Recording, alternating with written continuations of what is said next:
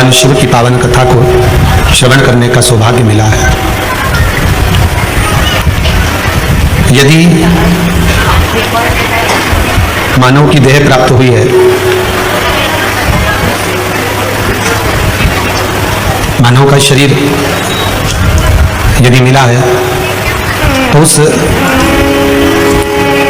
मानव के शरीर को संसार में से थोड़ा सा निकालकर, ज्यादा नहीं, बहुत थोड़ा सा निकालकर भगवान की भक्ति की ओर अग्रसर करने का प्रयास करिए।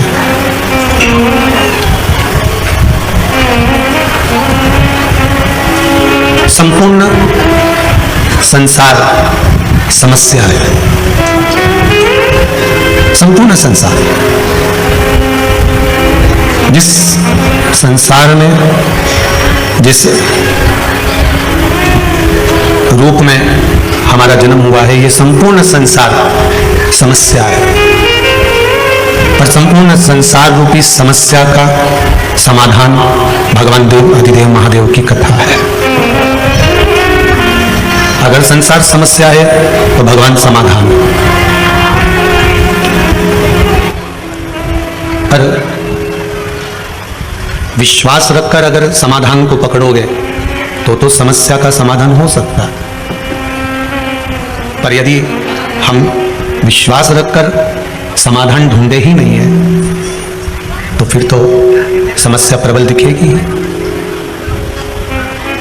ईश्वर का एक नाम, भगवान का एक नाम स्मरण, भगवान का नाम उच्चारण एक समाधान का काम करता है।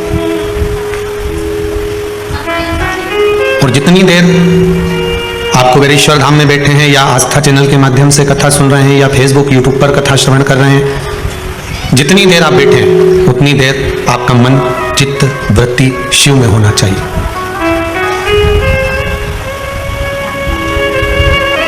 इतनी दूर से आप लोग इस कुबेरेश्वर धाम में, इस जंगल में आए हो,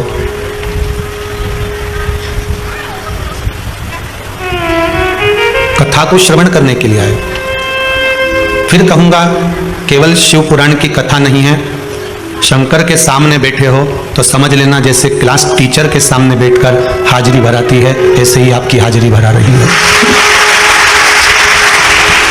और कथा सुनकर जब आप यहां से जाएं, जितनी शांति से बैठ सकते हो, जितने आनंद से बैठ सकते हो, वही बैठकर, जहां मौका मिल जाए, जहां जगह मिल जाए, जैसी जगह मिल जाए, जहां तक आवाज आ जाए, वहां तक श्रवण कर लो।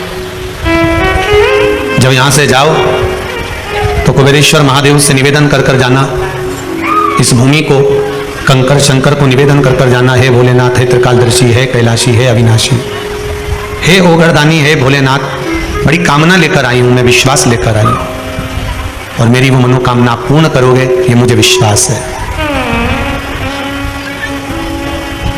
पकड़ लो हाथ गिरधारी, नहीं तो डूब जाएंगे। हमारा कुछ ना बिगड़ेगा, तुम्हारी शान जाएगी। दुनिया के लोग हमसे कुछ नहीं कहेंगे। दुनिया के लोग अगर कहेंगे तो वो आपसे ही कहेंगे कि शिव का इतना भगत थी, इतना उपासक थी, शंकर की भक्ति में इतना डूबा रहती थी, और भगवान शंकर की भक्ति में डूबने के बाद भी इसका दुख नहीं कटा, इसकी समस्या नहीं मिटी। तो फिर कहूंगा, संसार समस्या है, पर संसार अगर समस्या है तो भगवान का भजन, भगवान की कथा, भगवान का स्मरण, भगवान का नाम, भगवान की भक्ति समाधान है। और उस समाधान को अगर हमने अपने भीतर उतार कर रखा है, भगवान ओगरदानी के नाम को हमने अपने भीतर उतार कर रखा है, तो ये पक्का है कि या तो समस्या रहेगी या समाधान रहेगा। और समस्या टिक नहीं सकती समाधान के आगे, शिव नाम के आगे।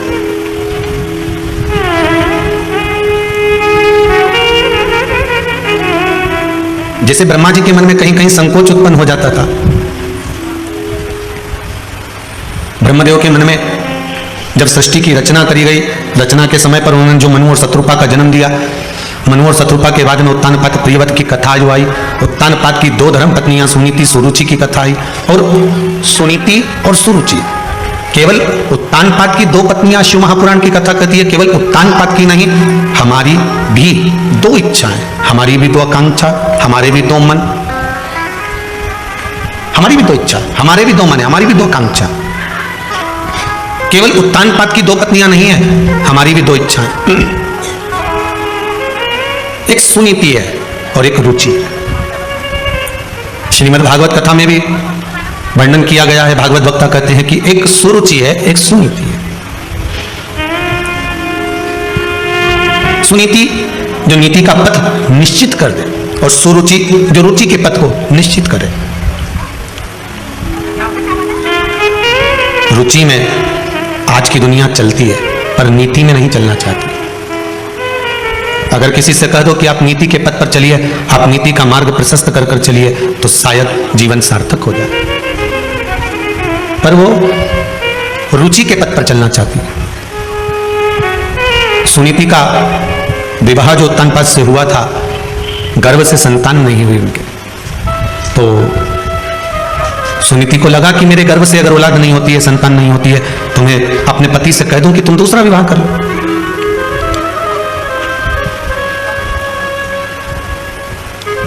अगर परमात्मा ने संतान का सुख नहीं दिया, हाँ, शंकर भगवान की कृपा हो जाए और आपके घर में संतान हो जाए, ये शिव की कृपा है, ये उसकी उदारता है। अगर मान लो भगवान ने संतान नहीं दी है, तो आप दुनिया में गोदी संतान लेकर आ जाओगे ना, तो वो भी सुख नहीं देने वाला, क्योंकि भगवान ने लिख दिया था कि तेरे ललाट में ये संतान का सुख नहीं है। श्रीमद् भागवत में वर्णन आता है, धुंधकारी की कथा भागवत आपने खूब सुनी होगी, उसमें आती है कि संतान नहीं हुई, संतों के द्वारा फल मांग कर लाया आत्मदेव, उस फल को दिया, फल गाय को खिला दिया गया, संतान का सुख नहीं था ना, तो उसने अपनी सहेली की संतान ले ली। सहेली की संतान भी इतनी उपद्रवी हुई कि मां को उस औलाद के चक्कर में कुएं में डूब के मरना पड़ा।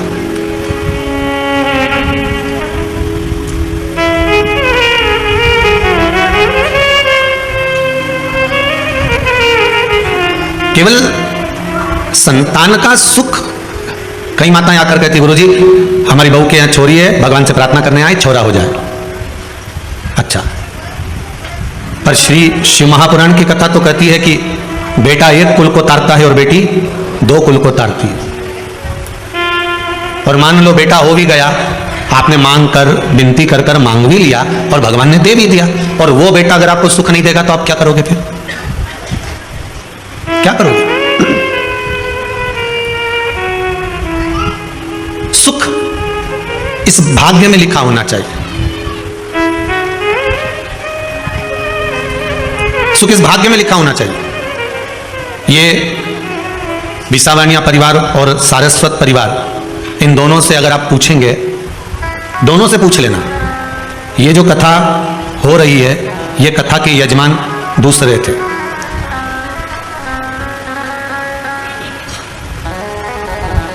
दोनों को 2 यजमान थे, जैसे अभी 2 यजमान है। दोनों यजमानों के यहाँ फोन किया गया कि आपकी कथा है, कितनी बजे निकलोगे, कब पहुंचोगे? एक कहते हैं हमारे यहाँ गमी हो गई।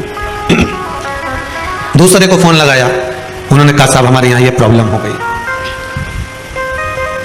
अब समीर जी और आशीष जी आए, जजमान नहीं है। हमने कहा पहले कोई जजमान जो अपने नाम लिखा कर गए और उन्होंने कहा होगा कि अगर कोई यजमान ना बने तो हमें सूचना देना, बस वही ढूंढ लो। और विसावानिया जी का नाम और सारस्वत जी का नाम यहां लिखा हुआ था।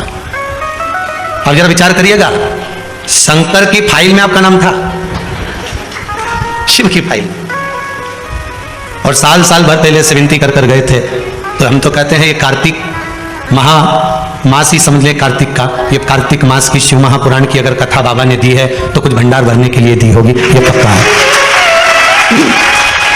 कार्तिक महीने में एक दिया अगर दीप लगा दिया जाता है, एक दिया बेलपत्री के नीचे, आंवले के नीचे या पीपल के नीचे लगा दिया जाता है, तो उसका भी भंडार अपार सुख दे जाता है। तो ये तो शिव महापुराण की कथा है, कोई साधारण है, सुख है। जीवन का एक आनंद देने वाली है।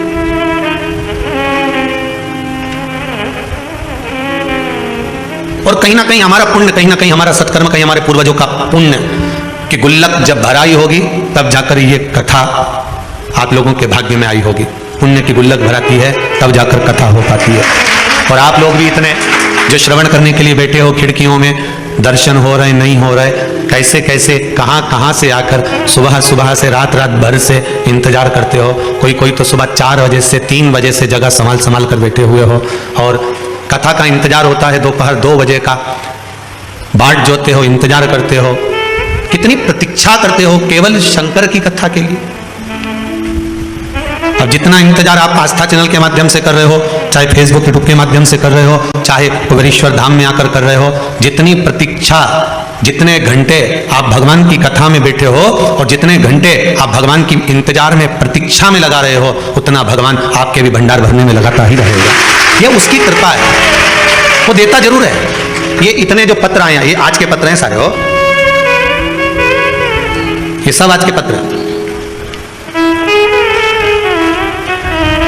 और ये पत्र ये केवल आप लोगों के स्नेह और प्रेम के हैं, जो मेरे शंकर ने आप पर करुणा लुटाई है उसके हैं।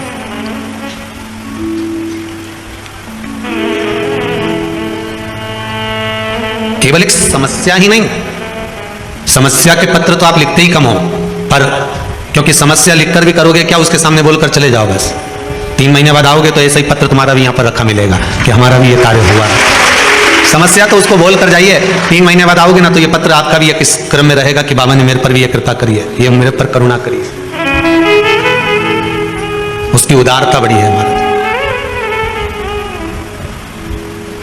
सुनीति और सुरुचि, अगर भगवान ने ललाट पर संतान का सुख लिखा है तो संतान सुख देगी, फिर वो पड़ोसी के बच्चे क्यों ना सुख दे दें, देवरानी जेठानी के बच्चे क्यों ना सुख दे दें, आपके बच्चे क्यों ना सुख दे दें, फिर वो संतान का सुख है तो भगवान देगा, कैसे भी देगा। और अगर ललाट पर भाग्य में संतान का सुख नहीं है तो तुम चाहे किसी की भी औलाद को लेकर गोदी में बिठा लो, चाहे किसी का भी खर्चा उठा लो, जब भगवान ने तुम्हें अपनी नहीं दी और वो सुख से वंचित क्यों रखा, संतान के सुख से वंचित क्यों रखा, जब सारी दुनिया को औलाद दी, सारी दुनिया को संतान दी, तो तेरी गोदी खाली क्यों रह गई।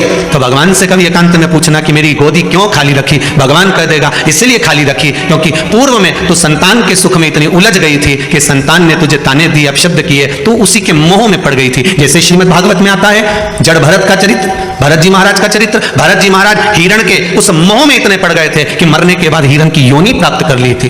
तो उस मोह में ना पड़ जाए, अब की बार तेरा मानव का जो शरीर है वो आखिरी मिला है, इसके बाद तेरा जन्म मनुष्य का नहीं होगा, इसलिए मैंने तुझसे संतान के सुख को खींच लिया है, जिससे तू भगवान की भक्ति में डूब जा, शिव के स्मरण में डूब जा, राम नाम कृष्ण नाम में डूब जा। जितनी भगवान की भक्ति करेगी इसके बाद तेरा जन्म नहीं है, इसके बाद तो तू मेरी हो जाएगी, इसके बाद तू परमात्मा की हो जाएगी, फिर तेरा कोई जन्म नहीं है।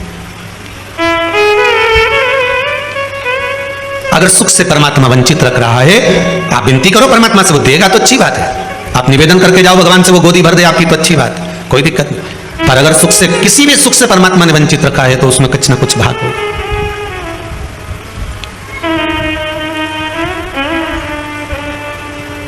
एक बेटी का संबंध हो गया था, कहीं शायद जबलपुर से आए थे वो लोग, बेटी का संबंध हो गया था और संबंध होने के बाद में टीका हो गया, सब कुछ हो गया, तिलक हो गया, गोद भरा गई, सारा काम हो गया, फोटो खिंच गए।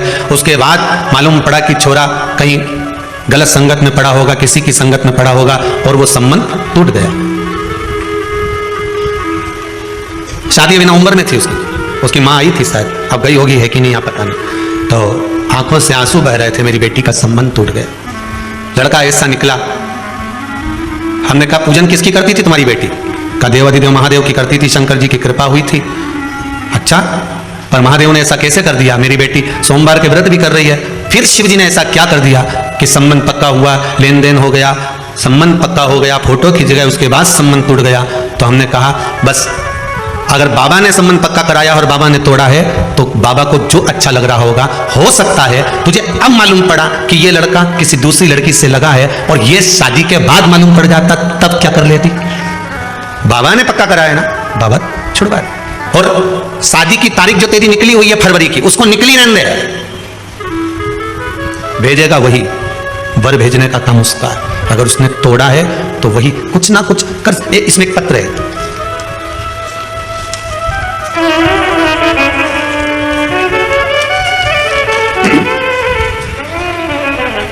श्री नितिन जी पंचाल, इन्होंने पत्र लिखा,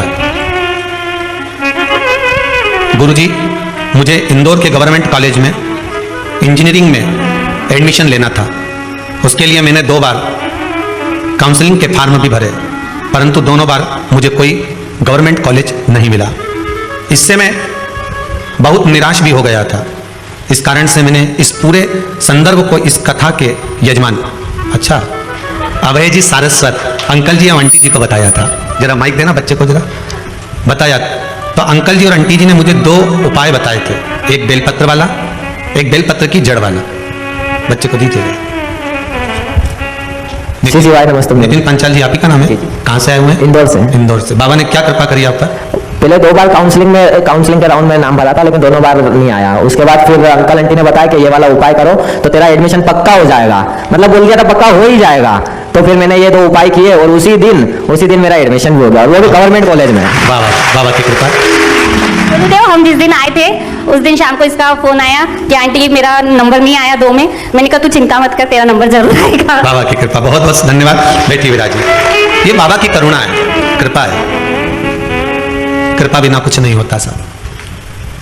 अगर भाग्य में लिखा होगा ना बाबा ने, तो वो मिलेगा जरूर। और एक और चीज कहेंगे, माता पिता कभी अपने बच्चों का गलत नहीं सोचते। बेटा अगर कपूत भी है ना, तो भी माँ उसको गाली दे देगी, अपशब्द कह देगी, ताना दे देगी और कह देगी तू मेरे लिए मर गया, पर फिर भी माँ दिल से दुआ ही देगी। भले वाणी से बद्दुआ दे देगी, पर दिल से दुआ देगी। ऐसा ही मेरा शंभू, मेरा त्रिकालदर्शी, मेरा कैलाशी, मेरा शिव है, वो कभी बुरा नहीं कर सकता, कभी बुरा नहीं करेगा। दुनिया के लोग भ्रम उत्पन्न कर सकते हैं कि बताओ वो सियोर वाले महाराज ने ये चढ़वा दिया, इससे ये बुरा हो जाएगा। कभी बुरा नहीं हो सकता अगर आपका भाव शुद्ध है तो। आज एक माता जी ने सुबह प्रश्न किया था, गुरुदेव कोरोना महामारी में मेरे पति मर गए। मेरे को एक ब्राह्मण देवता ने, पंडित जी ने कहा था कि तुम इतने महामृत्युंजय के पाठ करवाओ। मैंने महामृत्युंजय के पाठ करवाए। कम से कम मेरा 50,000 रुपए मैंने महामृत्युंजय के पाठ में खर्च कर दिया, लाखों पाठ करवा दिए, और मेरा पति वेंटिलेटर पर पड़ा रहा। मैंने ब्राह्मण देवता को, उन्होंने कहा अकाउंट में डलवाओ, मैंने अकाउंट में डलवाया। उनके पाठ चल रहे थे, उन्हें फोटो भी भेजे, संकल्प भी लिया। पर यह बताओ, जब मेरे पति के पाठ चल रहे थे महामृत्युंजय, और आप कहते हो कि शंकर का भजन जिसका होता है वो मर नहीं सकता, तो मेरा पति कैसे मर गया? बात इतनी सी है, आप उसका उत्तर दीजिए। हमने कहा मां, बस डॉक्टर दवाई लिखा है, समय पर अगर उसको खिला दी जाए, एक अटैक आता है तो एक इंजेक्शन लगता है, शायद महंगा सा आता है, 50 1,000 30 40,000 का इंजेक्शन आता है। वो इंजेक्शन टाइम पर लग गया, छाती पर लग गया, तो हार्ट अटैक का जो मरीज होता है वो बच जाता है। बोलो सही है कि गलत है? एक इंजेक्शन लगा और वो बच गया, वो बचा। हो सकता है महामृत्युंजय के जाप अर्थात वो इंजेक्शन, वो टेबलेट आपको पहले खाना थी, और जब प्राण छूट चुके उसके बाद खा रहे हो तो दवाई असर करेगी।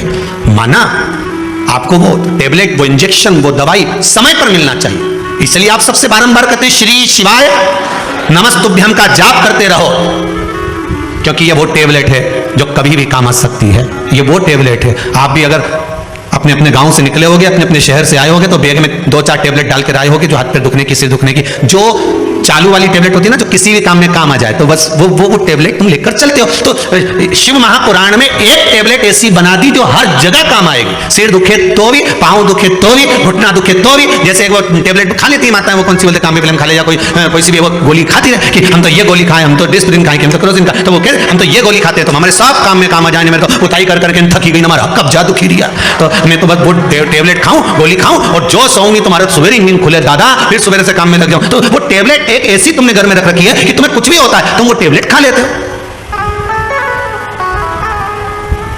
किसी किसी की बाम और विक्स की ऐसी आदत रहती है कि कुछ भी दुख है मतलब उसका दांत भी दुखिया नहीं, बाम निकला। किसी किसी की आदत है, बस बाम लगा, जब तक बाम नहीं लगानी, विक्स नहीं लगानी, रात की नींद नहीं आए, जब तक कि आंख में आंसू आंसू नहीं झड़क जाए, तो ये तो टेबलेट के ऊपर।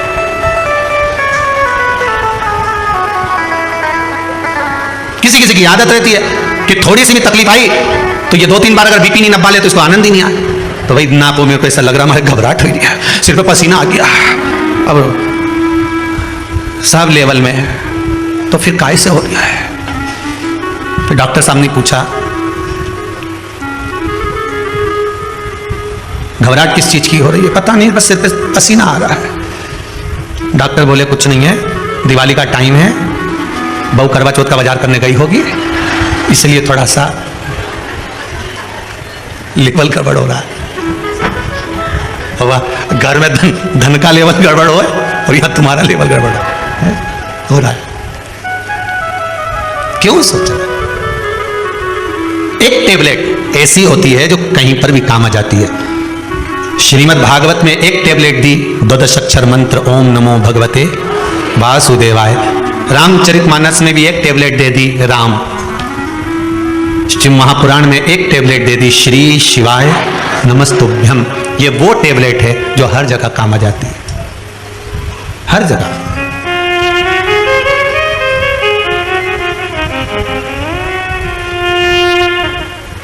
एक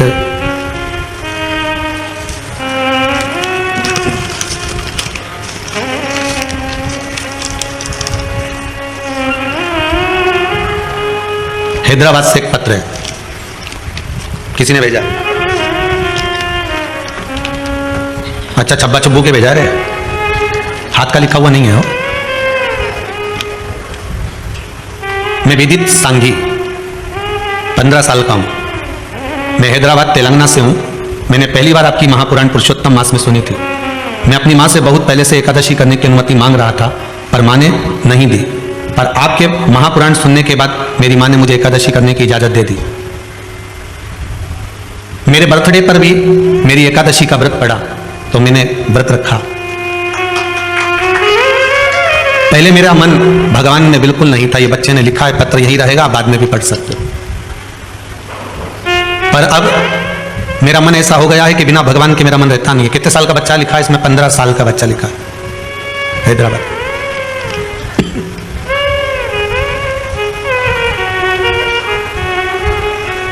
एक इच्छा है मेरी कि बाबा मेरी कामना पूर्ण करे और कुबेरेश्वर धाम में आऊं और एक बार शिव महापुराण की कथा जरूर करवाऊं, अपने धन से करवाऊं।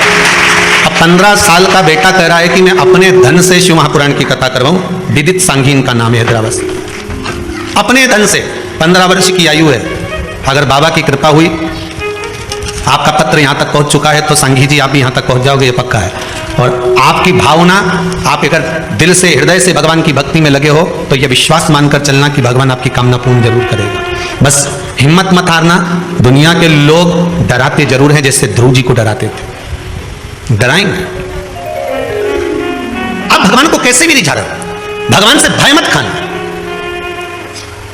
अपने कर्म से भय खाना। फिर कहेंगे किसी से मत डरो, पर अपने कर्म से जरूर डरो, क्योंकि कर्म का भोग तो परमात्मा को भी भोगना पड़ता है। आपको किसी से डरने की जरूरत नहीं है, कर्म से डरने की जरूरत है। संसार सागर में आए हो, किसी धर्म की जगह पर जाना, मंदिर जाना, देवालय जाना, सत्संग में जाना, संकीर्तन में जाना, भजन में जाना, कथा में जाना, कीर्तन में जाना, पूजन में जाना, स्मरण में जाना, तीर्थ जाना, सारी दुनिया में पाप कर्म कर लोगे चल जाएगा, पर कहीं धर्म की जगह पर पाप कर्म मत करके आना, नहीं तो जिंदगी पूरी नरक में निकल जाएगी।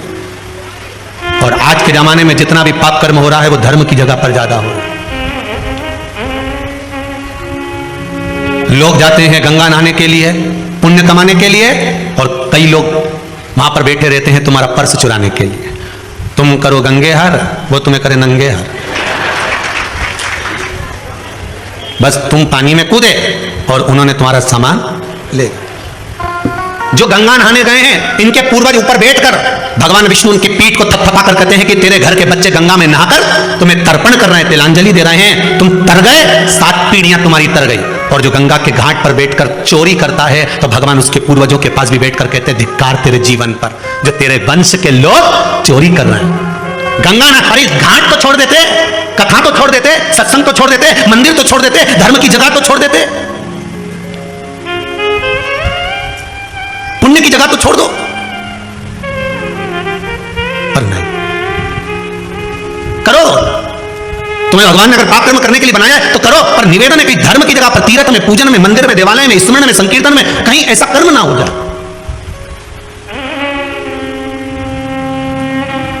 बचिएगा बेकार कर्म से, धर्म की जगह पर जा। उस कर्म का भोग बड़ा विचित्र भोगना पड़ता। सुनीति और सुरुचि दोनों प्रबल हैं। सुनीति के संतान नहीं है, अपनी काका की लड़की से शादी कर दी अपने पति की और उसका विवाह कराई तो सुनीति का गर्भ ठहर गया। भगवान परीक्षा बहुत लेता है, बहुत परीक्षा लेगा। पहले तो भगवान देता नहीं है, और अगर देगा तो भगवान फिर विचार करेगा कि इसने सही जगह पर लगाया कि नहीं लगाया।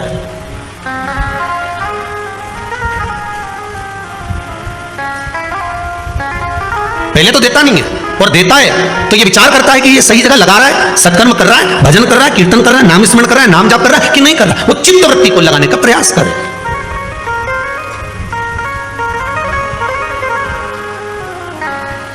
इस मन को सुनीति भी गर्व से हो गई। सुरुचि को लगा मेरे ताऊ की लड़की ने मेरे साथ छल कर दिया, धक्के मार कर निकाल दिया गर्भवती उस नारी को। सुरुचि घर में है, उसका भी गर्व है, सुनीति वन में है, उसका भी गर्व है। समय आया, सुनीति का भी पुत्र हुआ ध्रुव और सुरुचि का भी पुत्र हुआ उत्तम। सुनीति का जो पुत्र हुआ था ध्रुव 4 वर्ष की अवस्था धारण कर माँ की गोद में बैठा था। माँ की गोद में बैठा, एक दिन देवर्षि नारद ने उनको कह दिया, कहाँ जा रहे हो? कहा मेरे पिता कौन है मुझे मालूम नहीं है। मेरे पिता? तब देवर्षि नारद कहते उत्तानपाद तुम्हारे पिता है। और उत्तानपाद के पास गया, गोदी में बैठ गया तो छोटी माँ ने उसको गोदी से उतार दिया। तो पिता की गोद में बैठने के लिए रोता है? उतार नीचे। अगर तुझे पिता की गोद में बैठना है तो मेरे गर्भ से जन्म लेना पड़ेगा, और मेरे गर्भ में आने के लिए भगवान का भजन करना पड़ेगा। और रोता रोता अपनी माँ के पास चले गया, माता सुनीति के पास में। और नीति नीति होती है, नीति सतमार्ग बताने वाली होती है। नीति कभी गलत मार्ग पर अपने बच्चे को नहीं भेज सकती। अगर आज के समय में आपके बच्चे गलत मार्ग पर चल रहे हैं तो उसमें पड़ोसी का कोई दोष नहीं है, दोष तुम्हारा है। भोजन कराते हो, बच्चे नहीं खाते तो मोबाइल पकड़ा देते हो।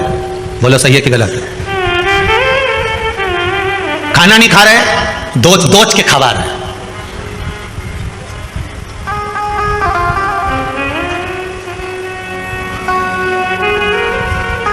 पहले के समय में छोटा सा बच्चा रात्रि को अगर जाग जाता था तो माताएं लोरी गाकर सुलाती थी। बोलो सही है कि गलत है? बहुत प्रेम से हाथ रखकर धीरे धीरे, चंदा मामा पूर के हुआ पकाए,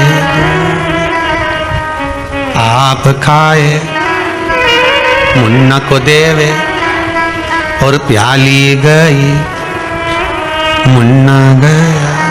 कहते कितने प्रेम से खिलाते थे, सुलाते थे। बच्चा रात को जग जाता, माँ उसको स्नेह से सुलाती थी। आज के जमाने में बच्चा जग जाए आधी रात को तब देखो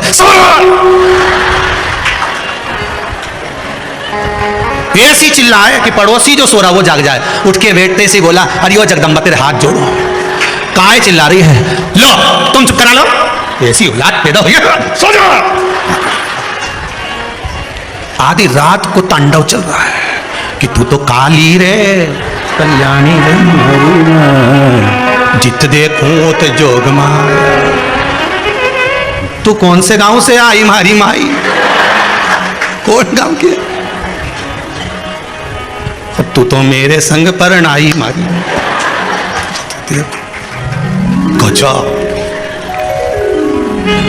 तुम चुप करा लो। अब वो बेचारा दिन भर दुकान में थका, नौकरी में थका, फिर भी आधी रात को लेके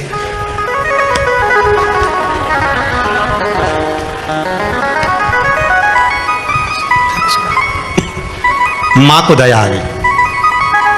कौन सी मां को? या जगदम्बा के नहीं, वो पावागढ़ वाली अम्बा को। वो दया है। बेटा ला मेरे को दे छोरा, तू जा सो। दादी ने गोदी में लिया, ऐसी गोदी रखकर दादी पीछे तकिया लगाकर सो गई। गोदी में लाला को हिलाती रही, लाला सो गया। दादी, जहां प्रेम हो, करुणा हो, वात्सल्यता हो, स्नेह हो, वहां पर तो नींद आ ही जाती है। प्रेम।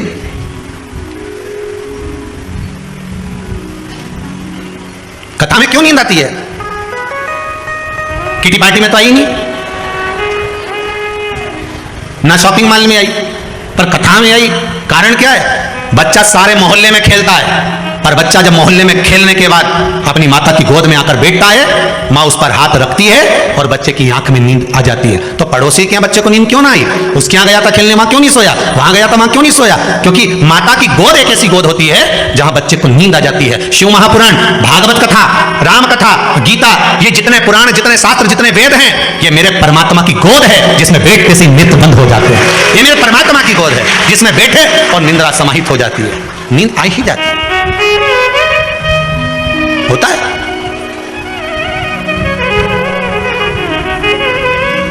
एक बार हरदा में कथा थी, लगभग 18 साल पहले की बात होगी, 18-19 साल पहले की। और माँ का दशहरा मैदान में खेल का ग्राउंड था, कथा चल रही थी। कथा में टेंट लगा बहुत सारा, जनता भी खूब, बैठने की जगह अलग नहीं। अब वो एक खंबे से टिक के एक अम्मा बैठ जाए काला चश्मा लगा के, अब वो काला चश्मा लगा के बैठ जाए, उसके पास एक भी नहीं बैठे। अब जब जगह की कमी तो सरस रख के बैठ जाओ, पर उसके पास एक नहीं बैठे। अब बार बार वही ध्यान जाए कि जब जगह नहीं है तो वहां क्यों नहीं बैठ जाता। हमने 2-4 से कहा कि खसक जा, बैठ जा, तो वहीं से मुंडी हिला। अब भजन करते करते हाथ हिलाते हिलाते फिर बोल दिया, और वहीं से क्या, आखिरी में कथा छूटी तब पूछा क्यों तुम उसके पास क्यों नहीं बैठोगे। अरे गुरुजी गुर्राटा भरे। अच्छा कहाँ है वे, तो क्यों आ रही, अभी तुलसी लेने आएगी, बेलपत्र लेने आएगी, वही और आई। तो हमने पूछा क्यों माँ तू कथा में सोए, घरे नहीं सोते मैंने, यहाँ सो जाती है। कि गुरुजी माँ तो नर्मदा मैया के 4 नरियल चढ़ाऊं, ऐसे ही 2 बजे से 5 बजे तक कथा हमारी हरदा में होती रहे, वो बहू से पीछा छूटा रहे और यही सोती रहो। घरे जाओ तो उनका छोरा छोरी प्राण खाए, कम से कम 2 बजे से 5 बजे तक। अच्छा चश्मे में आंख दिखती भी नहीं कि सो रही, अपन तो सोचे कि ऑपरेशन कराया होगा आंख का, अब अपने कहीं मालूम कि ये सो रही, अपने कौन सा मालूम कि ये ऑपरेशन कराई नहीं है तो ऐसे ही लगा के आई। अब महाराज सुनीति सुनीति है, सुरुचि सुरुचि है, भाव की निर्मलता होगी तो भजन का जो सुख है वो अपने आप प्राप्त हो जाता। मैं पिता की गोद में बैठा था, धक्के मार कर निकाल दिया मुझको। मां कहती है अगर पिता की गोद में बैठने के लिए रो रहा है, रोना है तो परमात्मा की गोद में बैठने के लिए रो, जिसकी गोद से कोई नीचे नहीं उतरता। मां कहां मिलेगा वो, सर्वस्व हर जगह। ब्रह्मदेव जब सृष्टि का निर्माण करे थे तब भगवान विष्णु से पूछा था कि आपके पिता कौन है। शिव, मेरे पिता भगवान शंकर हैं। शिव कहां है, शंकर कहां है।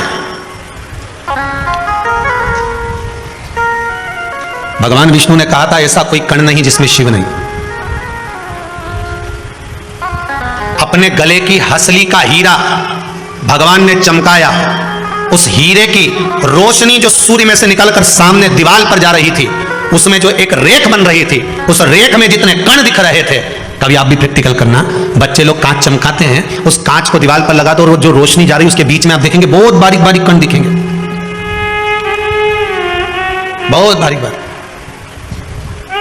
गले के हीरे का जो प्रकाश था, उस प्रकाश की जो रोशनी थी, उस रोशनी के बीच का जो क्रम था, उसमें जो कण कण दिख रहे थे, इतने कण। आप भी प्रैक्टिकल करके देखना, तुम्हारे यहाँ भी धूप आती होगी, छांव आती होगी, तो धूप में कांच रख दो, कांच का उजाला तुम्हारे घर में करो, उसमें जो रोशनी के बीच की जो जगह होगी, उस जगह से उस जगह के बीच में जो प्रकाश जा रहा होगा, उसमें बारीक बारीक ढेर कण हो। भगवान ब्रह्मदेव से कहते हैं यही कण, हर चप्पे चप्पे में, कण कण में शिव तो है।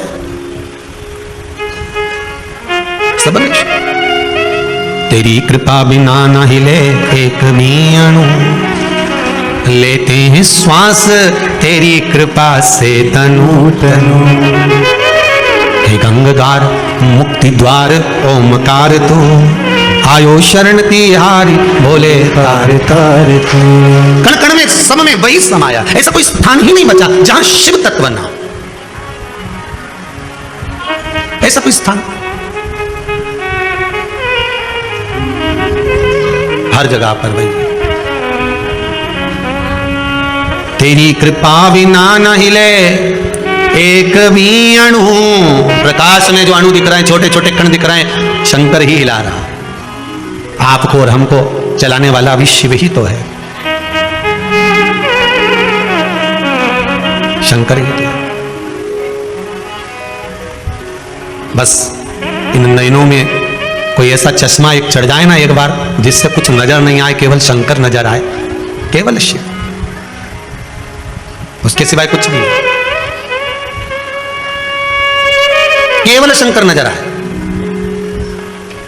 और कुछ चाहिए ही नहीं। और जब हर जगह पर, हर स्थान पर शिव नजर आने लगेगा तो यह पक्का है कि अब तुम्हारी दृष्टि कोई साधारण नहीं रही है। ध्रुव जी महाराज ने अपनी माता से पूछकर भगवान का तप करा तो ऐसा तप करा कि मैं मंत्र किसका जपूं। पहले तो नारद जी महाराज विचार में पड़ गए कि इसको गुरु मंत्र कैसा दिया जाए, मंत्र भी बड़ा प्रबल होना चाहिए। फिर निवेदन करूंगा, इस व्यास गादी से हाथ जोड़कर निवेदन करेंगे, पानी पियो छान और गुरु करो जान 50 बार विचार करना तब जाकर गुरु करना। हंसी खेल में गुरु मत कर लेना कि एक जनी ने वो गुरु करा ने बहुत अच्छा है ने जोरदार है ने, तुम तो बस कपड़ा की दुकान जैसी मत चली जाना कि कपड़ा जोरदार है। हो अगर कपड़ा जोरदार है तो पानी में भिगो के देख लो। कपड़े वाले से कहना 2 मीटर कपड़ा दे, पहले पानी में भिगो के देखूंगी उसकी बात करूंगी। नहीं तो कहीं का कपड़ा तो अच्छा दिखे, कपड़ा कौन सा बुरा। जरा जाओ तो सही बाजार में साड़ी लेने जाओ, एक से बढ़कर एक मिल जाए। आज के जमाने में 200 रुपया में ऐसी जोरदार जोरदार ने पटली लगा लगा कर टांग दी 200 की सेल। ले मिलेगी बहुत। अभी दिवाली आ गई है, ठेलों पर ऐसे प्रेस करे हुए पन्नी में भरे हुए कागज लगा हुआ बढ़िया 60-60, 70-70, 80-80, 100 रुपया में शर्ट मिलेगा। ने एक बार शर्ट लेके गया ने पानी में डुबकी नहीं गई। अब के बताओ हम तो लाए थे। तो फिर घर के लोगों ने समझाया कोई बात नहीं 60 रुपया की तो ठीक, एक बार तो पहन ली नहीं पहन तो ली, पर वो सवेरे पहनी ने शाम के तो चल रही गई वो तो दिखे। पर फिर भी कोई बात नहीं, अपन ली ना अपन पहन ली ना बस। वो ऐसा गुरु नहीं चाहिए कि तुम्हारा धन देखकर, नारियल देखकर, पैसा देखकर बस गुरु मंत्र ले लिया। नहीं नहीं नहीं, नहीं। पानी पियो, छान गुरु करो जान। 50 बार विचार करो कि गुरु मंत्र कोई साधारण मंत्र है, कोई साधारण। ऐसी रंगोरे गुरुदेव चुनर मेरी, ऐसी रंगो गुरुदेव। अरे राम लक्ष्मण भरत शत्रुघ्न हनुमत मेरी चुनर में, सरयू जैसी लहरा पाड़े ऐसी रंगोरे गुरुदेव चुनर मेरी, ऐसी रंगो गुरुदेव चुनर मेरी, ऐसी रंगो गुरुदेव। महाराज अगर गुरु मिले तो ऐसा मिल जाए जो एक बार ऐसी चुनर को रंग दे कि कलर भी चढ़े तो ऐसा पक्का कि फिर नहीं छूटे।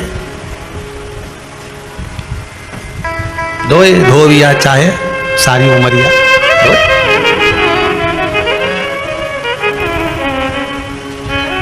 भगवान शिव की कथा कहती है। ओगरदानी त्रिकालदर्शी कैलाशी शिव का चरित्र करता है।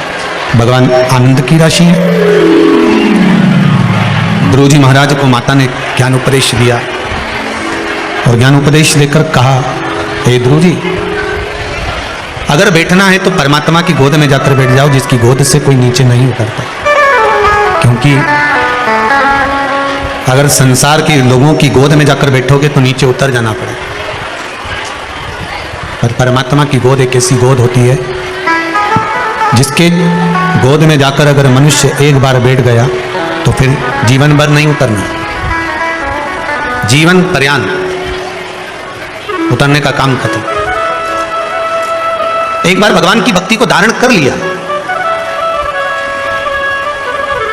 आपसे फिर निवेदन करेंगे, अगर शिव मंदिर में जाते हो, शंकर जी की आराधना करते हो, जो जल शिव जी को समर्पित करते हो, उसी जल में से थोड़ा सा आधी चम्मच जल अपने पात्र में वापिस लेकर आया करो। लाते हो वापिस लाया करो, खाली पात्र वापिस नहीं लाना। जो भगवान को जल चढ़ाया है आपने, उस जल में से थोड़ा सा जल 2 बूंद भी लेकर आओगे ना, और वो जल अपने घर में छींटो, प्रतिदिन छींटो। उसका क्या फल मिलता है ये आपको 3 महीने मालूम पड़ जाएगा। 3 महीने में मालूम पड़ जाएगा उसका फल कितना। मात्र उसके दरवाजे पर जाने का ही एक आनंद है, मात्र उसके चौखट तक पहुंच जाने का ही एक आनंद। एक माताजी लिख रही हैं पत्र के अंदर कि मेरे दामाद की नौकरी छूट गई थी। अब देखो पत्र ढूंढना पड़ेंगे, कितने सारे पत्र हैं। इसने लिखा वो खड़ी हो जाओ, ये मेरे दामाद की नौकरी छूट गई थी। तो इसने लिखा पत्र,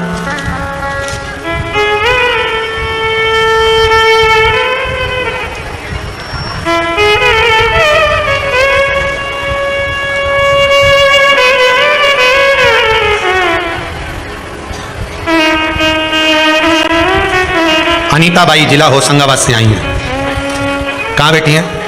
हाथ उठाओ जरा। तो उन्होंने पत्र में लिखा है, अनीता बाई जी। अच्छा पीछे है क्या? ठीक ठीक है, बैठो बैठो बैठो। अभी तो माइक भेजना उत्तम नहीं है। अनीता बाई जी ने लिखा है, गुरुजी मैं होशंगाबाद से आई हूँ मेरा अनुभव आपको बता रही हूं। मेरे दामाद 6 महीने से घर में बैठे थे, बहुत परेशान थे। मैं उनको बोलकर आई थी कि मैं कुंवरेश्वर धाम केवल आपकी नौकरी के लिए जा रही हूं, और आज ही आई हूं और बाबा ने ऐसी कृपा कर दी कि 2 जगह से नौकरी के लिए बुलावा आ गया है। बाबा की कृपा देखिए। मैं लिख नहीं पा रही हूं कि बाबा ने कितनी कृपा करी है। ये वो खड़ी थी पीछे अंत में, बाबा की कृपा। आपका विश्वास, बस आप थोड़ा सा भी जल अगर शंकर को समर्पित कर रहे हो।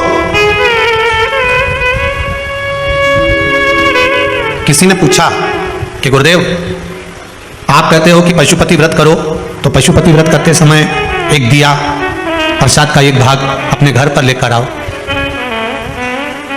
पर हम जहां पूजन करने जाते हैं वहां पंडित जी बोलते हैं कि आप तो सारा सामान यही भगवान के लिए दिया लाए हो, तो दिया भगवान को ही लगाओ। जो भाग लेकर आए हो वो भगवान को समर्पित करो। क्या हम क्यों वापस लेकर जा रहे हैं, उसका भाव क्या है? भगवान कभी अपने भक्त को, पशुपति व्रत का सबसे बड़ा प्रमाण यही है कि भगवान शंकर को आप 2 भाग दे रहे हो। कितने भाग दे रहे हो? 2 भाग। मतलब प्रभु मान लो अगर मेरा बचपन और मेरी जवानी दोनों में मैंने कुछ आपको नहीं दिया हो तो ये भाग आपको दिया। मान लो अगर मैं जवानी अवस्था में हूं, अधेड़ी में हूं, बुढ़ापे में हूं, 2 भाग अगर मैंने आपको नहीं दिया, जीवन में कुछ प्रदान नहीं किए, मेरे जीवन में तकलीफ बहुत है, परंतु मेरे जीवन का जो भी भाग है मैं आपको देती हूं। आप कम से कम मुझे 1 भाग पुण्य का, सुख का प्रदान कर दे दीजिए। जब थाली में हम 1 भाग लेकर भी आते हैं ना, 16 सोमवार में भी यही नियम है। कौन कौन करते हो? संकट सोमवार करे किसी ने? 16 सोमवार के व्रत करने वाले कौन कौन है? हाथ उठाओ। अच्छा आप लोग करते हैं, रख लो पीछे, रख लो सब। 16 सोमवार का भी ये नियम है। अगर मिश्री के कर रहे हो, कि बेलपत्री के कर रहे हो, कि चूरमा के कर रहे हो, कि मलिदा के कर रहे हो, जिसके भी आप करते हो उसके 3 भाग होते हैं। उसका भी यही नियम। पर उस प्रसाद में से आप बच्चों को दे सकते हो, उस प्रसाद में से थोड़ा थोड़ा भाग अपने परिवार को दे सकते हो। पर पशुपतिनाथ के व्रत का विधान यह है कि जो भाग आप लेकर आए हो, जिसने व्रत किया है और जो भाग उसका है वो उसी को प्राप्त होना चाहिए, वो उसी को प्राप्त। अगर हम जल चढ़ाने शंकर जी को जा रहे हैं, उसमें से 2 बूंद जल, थोड़ा सा भाग हम वापस लेकर आ रहे हैं, तो ये समझ कर चलिए कि हम भगवान के चरणामृत को, भगवान के चरणोदक को, भगवान की चरण की रच को, और जो शंकर भगवान के शिवलिंग पर, शिवलिंग तो शंकर है, जलाधारी पार्वती है, 2 भाग जो जा रहे हैं वो कार्तिक के गणेश हैं, बीच में अशोक सुंदरी है, ऊपर से जो जल गिर रहा है जया विषहरा सामरी बारी दौतली देव, शिव जी की 5 बेटियां हैं, और जहां से जल बहकर जा रहा है वहां 33 कोटि देवताओं का भाग है। ऐसे जल को जब हम लेकर आते हैं तो उस जल से हमारा घर, मन, तन सब पवित्र हो जाता है, सब पवित्र। थोड़ा प्रयास करें। हम तो यहां तक कहेंगे अगर व्यापार भी नहीं चल रहा हो ना तो थोड़ा सा 2-3 दिन करके देख लो। अभी तो दिवाली का टाइम भी है, आपको मालूम पड़ जाएगा। 2-4 दिन करने में आपका जाता क्या? शंकर जी के मंदिर से चरणोदक लेकर आए, जल चढ़ाया, लाए, ले दुकान पर, ले जाओ, छीटो जरा दुकान पर, देखें जरा सीवर वाला महाराज बहुत बड़बड़ करे, जरा देखा तो ले जाओ जल। उपासना करिए शिव का, भगवान की भक्ति में रम जाए।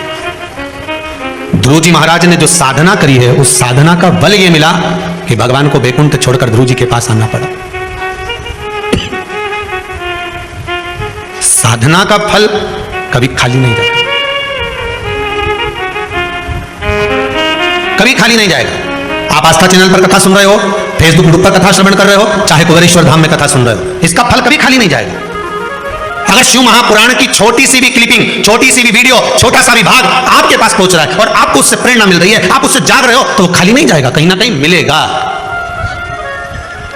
प्राप्त हो।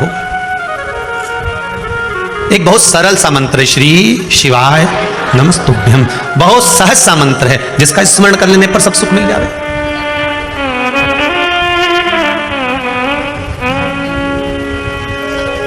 महाराज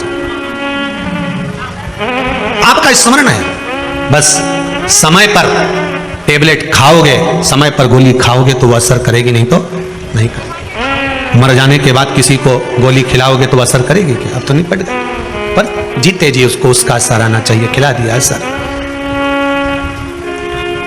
संसार में आए हो, दुख बहुत सारे हैं, तो शंकर भगवान के पूजन के विधान भी बहुत सारे। दुनिया के लोग इनको टोटका बोलते हैं और शिव महापुराण में इसको विधान बोलते हैं।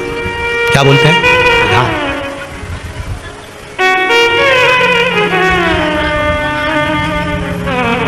ये विधान है जो आपकी समय की अवस्था को, विधि को भी बदल सकता है। बस उसको समझने वाला चाहिए और सही मायने में उसको करने वाला चाहिए।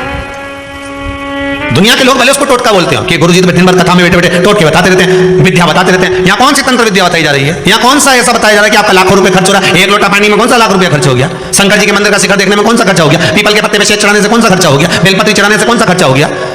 शिव उपासना में कोई खर्चे का प्रमाण नहीं है। शिव उपासना में तो केवल तुम्हारी भक्ति का प्रमाण है, केवल भक्ति, उसके सिवाय कुछ नहीं।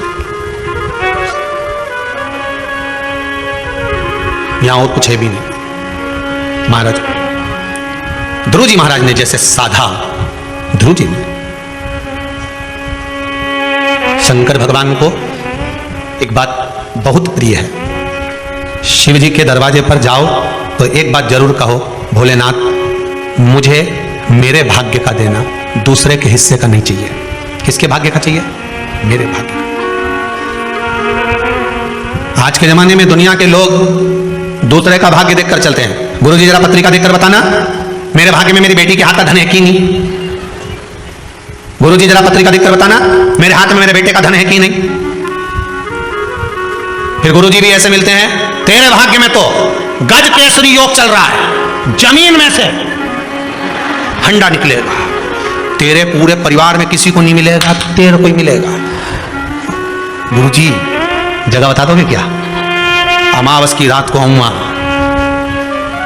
रामचरितमानस की जब शुरुआत होती है तो एक कपटी साधु रामचरितमानस में पढ़ना, कपटी साधु, साधु का रूप रखकर, जो पहले हार चुका था सेना, वो कपटी रूप रखकर राजा से कहता है कि मैं तेरे आऊंगा और भोजन बनाऊंगा और तू ब्राह्मणों को बुला भोजन करा। सुनी कि नहीं सुनी कथा? भोजन कराना। तब आकाशवाणी होती है कि ये तो कपटी साधु और तूने ब्राह्मणों को जो भोजन करा रहा उसमें मांस मिलाओ। गलत है। मैं आऊंगा रात को और तुझे जगह बता दूंगा और तू तैयारी रखना, और रात के और खोदना, और खूब खोदा साहब, इतना खोदा इतना खोदा इतना खोदा, फिर उनमें से कोयला निकला।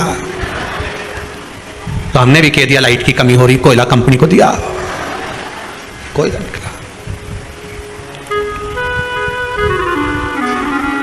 गुरुजी भी बोले निकलना था तो माल, पर कोयला हो गया। तो आप तो बोले तो मेरी भाग्य का है, तो खोदने वाला थोड़ी ना तेरा था, तो दूसरा था, बात कर दो। फिर निवेदन है भगवान से कहना ऐसा गड़ा हुआ भी नहीं चाहिए। तुम में से किसी को चाहिए क्या? हमें गड़ा हुआ भी नहीं चाहिए। और ना हम ये आस लगाकर बैठे हैं कि मेरे बेटे की शादी होगी और बहू आएगी तो बहुत सारा भाग्य का लेकर, हमें उसके भाग्य का भी नहीं चाहिए, हमें छोरे के भाग्य का नहीं चाहिए, हमें ना बहन बेटी के भाग्य का चाहिए, हमें तो अपने भाग्य का दे, जो मेरी किस्मत का हो वो मेरे भाग्य का मुझे दे दे, बस बहुत है। अग्नि पुराण में लिखा है, ब्रह्मवत्ता पुराण में लिखा है और पद्म पुराण में लिखा है कि एक अकेले मनुष्य के भाग में कितना होता है, कितना लिखा होता है। भविष्य पुराण को उठाकर पढ़ लेना, उसमें भी मिल जाएगा। केवल एक मनुष्य के भाग में, अकेले के भाग्य में कितना होता है, कितना? तो ब्रह्मवत्ता पुराण कहती है 3.5 करोड़ रोम छिद्र मनुष्य के शरीर में होते हैं। अगर एक मनुष्य के मुख से 3.5 करोड़ बार जब भगवान का नाम, एक ही नाम 3.5 करोड़ बार निकल जाता है, तब उसके भाग्य में 3.5 करोड़ का ही धन उसके भाग्य में दे दिया जाता है। और जपो तो तुम तो जपो तो हो नहीं। और जपना क्या है? एक ही मंत्र।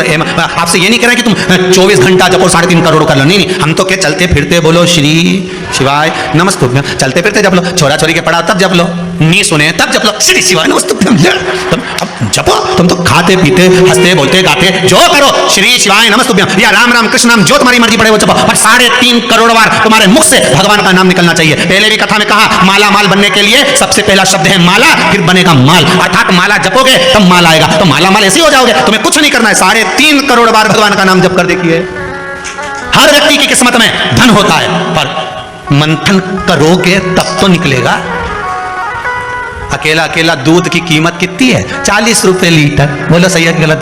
40 रुपए लीटर का दूध जब जमा दिया, दही बन गया तो 60 का हो गया। बोलो सही है कि गलत है? वही दही का जब मथनी से मथना चालू करा और मक्खन ऊपर आ गया तो कीमत हो गई 150 रुपया किलो। अब वही मक्खन को फिर अग्नि पे तपा दिया, तपाने के बाद घी बना लिया, कीमत हो गई 400 रुपए किलो। वही घी 400 का हो गया इतना सा 40 रुपए लीटर का। बस मनुष्य भैया, ये तो क्या, हमारा तो काम ही नहीं चला, हमारा तो धंधा ही नहीं चला। भगवान ने मेरी तो किस्मत फोड़ी, मेरी तो किस्मत ऐसी लिखी, हमारी किस्मत में कुछ भी नहीं लिखा। मैं तो गणित दुखी, मेरी किस्मत में भगवान ने कुछ नहीं लिखा, भगवान ने कुछ नहीं लिखा। ब्रह्मवेत्ता पुराण कह रही है, भविष्य पुराण कर रही है, पद्म पुराण कर रही है, प्रत्येक मनुष्य के भाग्य में करोड़ों का धन लिखा होता है, पर मंथन करेगा तब प्रकट होगा। तो भगवान का नाम जप तो सही, जपे कुछ नहीं, बस दुनिया के आगे जाके भगवान, बस दुनिया के जितना तो दुनिया के सामने जाके बोले नहीं भगवान ने ऐसा, भगवान तो जप ले। आज से नियम बनाऊंगी मैं भी, और तुम्हें गिनने की जरूरत नहीं है। क्या नहीं करोगे तुम? गिनोगे नहीं, गिनती वो करे। सही है गलत है? गिनती वो करे। तुम तो खाए जाओ, खाए जाओ, पेट भरा जाएगा तो अपने आप मालूम पड़ जाएगा कि दादा अब तुम्हारा जलेबी नहीं खवाई, अब तुम रसगुल्ला नहीं खा सकती, अब तुम्हारा बस का है नहीं, तुम तो खा लो। नहीं दादा नहीं खाओ, नहीं खाया जाएंगे। अरे बोलो तो सही नहीं, बस जैसे भरा गया तो भराने के बाद में अगर खाओगा तो बस भगवान भी इंतजार में। जैसे ही 3.5 करोड़ बार तेरे मुख से नाम पूरा हो गया, उसके बाद तुझे नहीं देखना, फिर मैंने जो देना चालू करा फिर नहीं रुक सकती, फिर बटोरे जा, कितना बटोर सकती है। जप ले, स्मरण कर ले, पर भजन करे तब तो, ये तो भजन करे तब, ये तो भजन का नाम आ जाए नहीं तो आधे के बुखार आ जाए। थोड़ी देर तक तो गाय तांबा का हंडा का तो नीनाए भोला नवा के रंगी हरतालिका तीज पे 2-4 तो जहां पूजन हो नहीं, फुलेरा बंदे हरतालिका तीज पे, वहीं जहां आसन लगे ना वहीं पसरी जाए, वहीं आजू बाजू। ऐसा कोई व्यक्ति नहीं जिसके भाग्य में भगवान ने सुख नहीं लिखा, लिखा है। बस थोड़ा सा मंथन करना पड़ेगा, थोड़ा सा मंथन करोगे तो वो सुख प्रकट। आपको थोड़ा सा मनन चिंतन करना पड़ेगा, थोड़ा मंथन करना पड़ेगा। महाराज अगर भगवान की भक्ति को पाना है, भगवान के स्मरण को पाना है, तो फिर थोड़ा सा मंथन कर कर प्राप्त किया जा सकता है।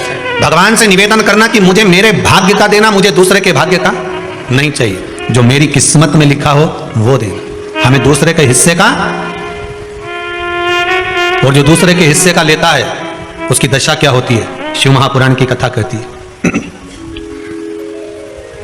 जो दूसरे का हिस्सा खा लेता है, दूसरे का हिस्सा ले लेता है, शिव महापुराण कहती है उसकी दशा क्या होती है वो भी देख लीजिए।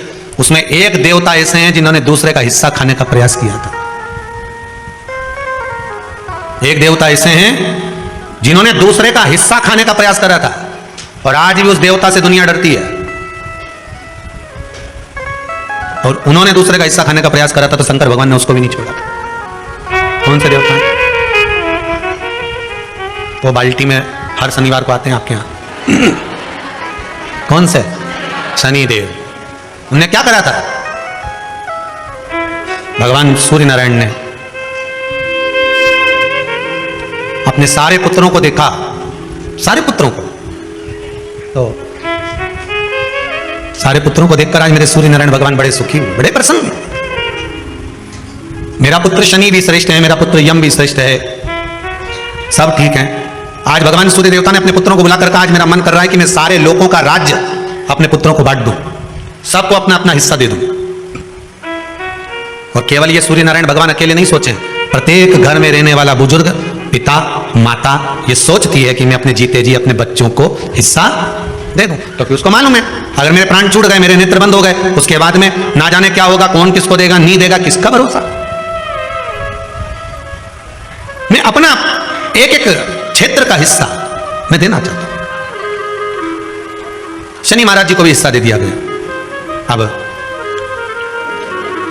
जब शनि महाराज जी को हिस्सा दे दिया तो शनि महाराज जी संतुष्ट नहीं हुए। दुनिया में ऐसे लोग बहुत सारे हैं जो संतुष्ट बहुत कम हो पाते हैं। समय की परिभाषा है, हो सकता है कि घर में जब बड़ी बहू आई होगी तब घर की परिस्थिति इतनी नहीं रही होगी। बोलो सही है कि गलत है? हो सकता है बड़ी बहू के आने के समय पर इतनी परिस्थिति नहीं रही हो, इतना धन घर में नहीं रहा हो, तो बड़ी बहू को जो दिया चढ़ावे में हो सकता है कि कुछ 1 तोला 2 तोला 3 तोला दे दिया होगा, या थोड़ी साड़ियां, थोड़ा सा लहंगा हल्का दे दिया होगा। सकता है थोड़ी सी रकम, थोड़ा सा आभूषण कम चढ़ गया होगा, और आज आते आते आते आते समय बदल गया, हो सकता है भोलेनाथ जी ने कृपा कर दी और अब धन ज्यादा आ गया, तो अब दूसरे बेटे की शादी करी तो अच्छे से कर दी, पैसा भी खूब लगा दिया, तो इसमें दोष होना चाहिए क्या, दुख होना चाहिए क्या? नहीं, समय की परिभाषा, समय की परिभाषा। पर कई लोग होते हैं जो संतुष्ट नहीं हो पाते। बड़ी बहू को लगा छोटे की शादी में तो इतना खर्च कर दिया माता जी ने और मेरी शादी में कम करा, हृदय ना ना ना ना, माता की दृष्टि में कभी कोई पुत्र छोटा और बड़ा नहीं होता। उसने बराबर का दूध पिलाया है, स्तनपान कराया है, उसकी दृष्टि में कोई छोटा नहीं कोई बड़ा नहीं, सब बराबर। महाराज शनिदेव के मन में संतुष्टि नहीं हुई। जब शनिदेव के मन में संतुष्टि नहीं हुई तो शनि महाराज उसी समय पर अपने सारे भाइयों का हिस्सा बटोरने लगे, उस पर कब्जा करने लगे। कब्जा करने लगे तो सूर्य देवता की आंख में जल भर गया। कितना तेजवान सूर्य नारायण, कितने तेजवान, कितना तेज भगवान सूर्य के पास में था, पर शनि महाराज को देखकर आज रो रहे हैं। शनि महाराज को बहुत करबद्ध निवेदन करके कहेंगे, भगवान अगर पुत्र दे तो संस्कारी दे, भगवान अगर पुत्र दे तो संस्कारी दे। संस्कारी अगर पुत्र होगा तो जीवन की सार्थकता होगी। अच्छे अच्छे सूरमाओं को भी अपने बेटों के कारण रोते हुए देखा है, अच्छे अच्छे सूरमाओं को भी। जब बच्चे बड़े हो जाते हैं, घर में बहुएं आ जाती है, माता पिता की चलना बंद हो जाती है, बहू बेटों की चलना प्रारंभ हो जाती है।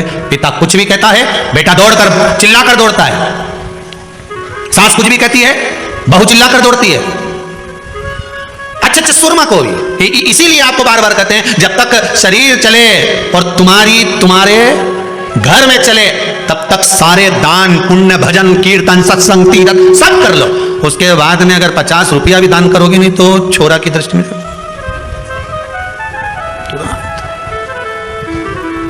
तुरंत नहीं। हम दूसरी जगह जाकर क्या कहें, यही कुबेरेश्वर धाम में भी देखने को मिलता है। बेटे अपनी बूढ़ी बूढ़ी माओं को जब दर्शन के लिए मां नहीं मानती, हमें तो जाना है कुबेरेश्वर धाम, हमें तो जाना, जिद पकड़ लेती हैं, लेकर आती हैं, और मां उनसे कहती है ला रे दे दे 50 रुपए दे दे, तो छोरा उन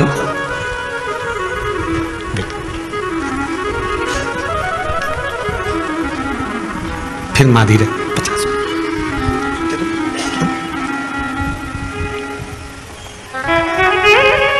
आखिरी में मां का जब अपमान होते हुए बार बार देखते हैं तो हम भी हाथ जोड़कर कह देते हैं, मत मांग, जाओ। बाबा कुबेरेश्वर भंडारी है, देना और नहीं देना तो आपके हाथ में है, पर मेरा बाबा कभी नहीं सोचता कि मुझे इसको देना है कि नहीं देना। यहां तो जिसका पांव आ गया, जो इस गेट से अंदर प्रवेश कर गया, कंकर के संकर से मिल गया, और जो दिल में लेकर आया है, बाबा 3 महीने में तो वापिस भुला ही नहीं था। क्या देना और लेना मूल नहीं है।